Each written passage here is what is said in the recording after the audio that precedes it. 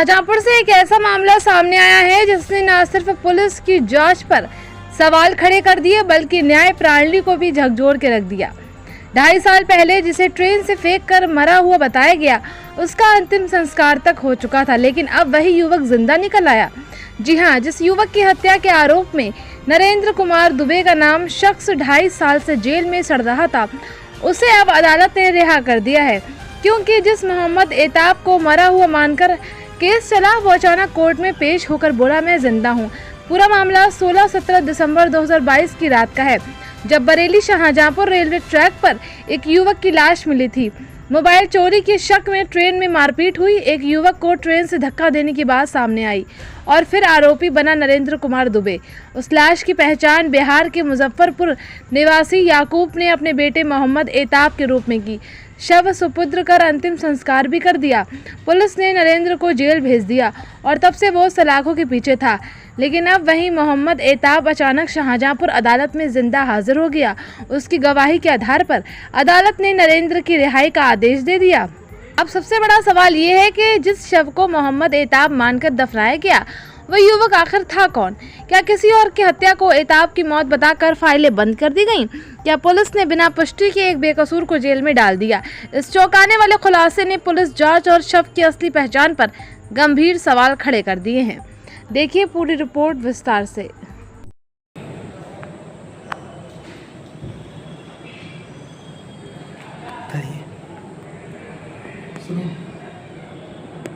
ये घटना है 16-17 दिसंबर 2022 रात्रि करीब 5 बजे की। दिल्ली अयोध्या एक्सप्रेस ट्रेन पे शाहजहांपुर तिलहर के बीच में एक व्यक्ति को पब्लिक ने पकड़ लिया। उस पर आरोप था कि उसने मोबाइल चोरी किया। उसके साथ मारपीट की। मारपीट करने में मेन आदमी जो था अयोध्या निवासी नरेंद्र कुमार दुबे, उसके द्वारा मारपीट की गई और चलती ट्रेन पे मारपीट करते हुए धक्का दे दिया और उसको नीचे गिरा दिया।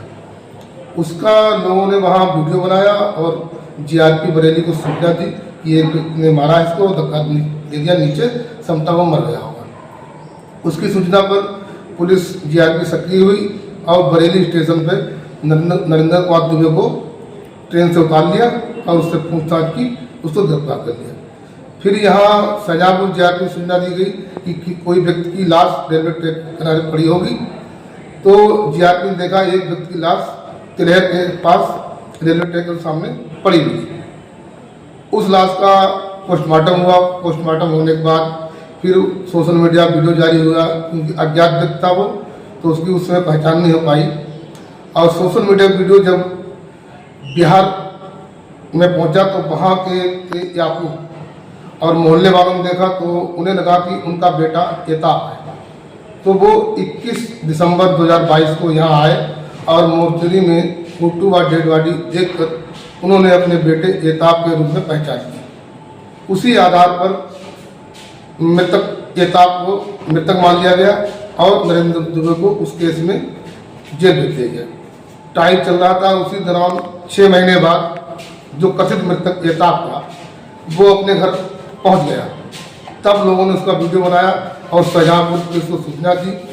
पुलिस शाहजहांपुर जो है बिहार जाकर उस लड़के बुलाई और यहाँ न्यायालय में पेश किया, एसपी साहब के पास पेश किया, लेकिन उस समय कोई कार्रवाई नहीं हो पाई, मुकदमा चलता रहा।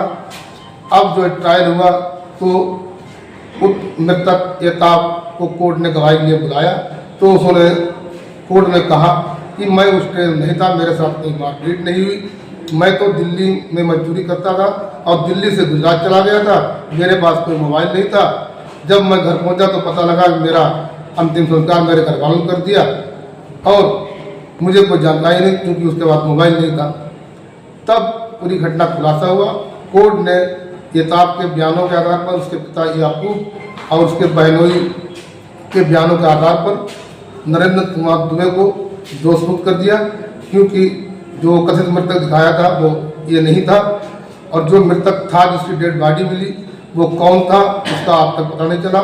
न्यायालय ने अपने आदेश में स्पष्ट कहा कि अगर कोई व्यक्ति उस मृतक लाश की शिनाख्त करता है तो नरेंद्र दुबे के खिलाफ पुनः कार्रवाई